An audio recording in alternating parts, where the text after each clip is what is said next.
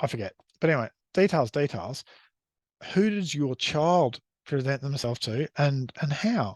So how do we tend to act when we're alone?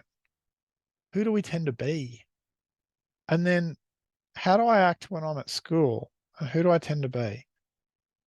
Versus the version of myself when I'm at home with my mum or my dad, and I'm having a really hard day, and they don't understand me, and I just really, you know, we're presenting different versions of ourselves, and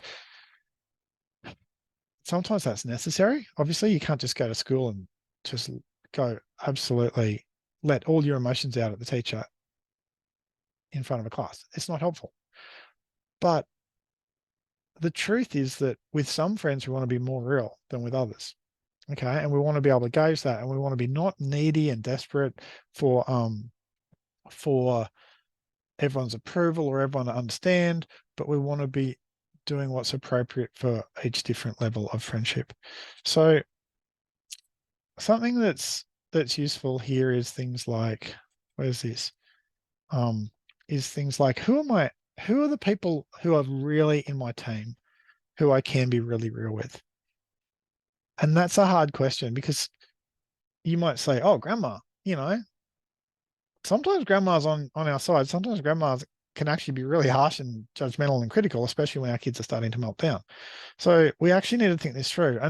And these are conversations to have with your child at home. Like what is an appropriate way to relate to someone who's, coming over to hang out with you for the first time ever versus someone who's been to your house 10 times before. You might be a bit more pushy with your own ideas, or, oh, no, let's not play computer games. Let's go jump on the trampoline. You might be more pushy with someone who has been to your house 10 times than you would be with someone if you're just testing out the friendship, they're just coming over for the first time ever. So there's a lot of different, it's so hard, all the nuances of friendship. It's not like there's one formula that covers friendship, because there's not one type of friendship. There's so many different types of friendship. And but the bottom line is that for your young person to really learn these things, they do need to know the formulas, because that's how someone with autism is generally going to learn.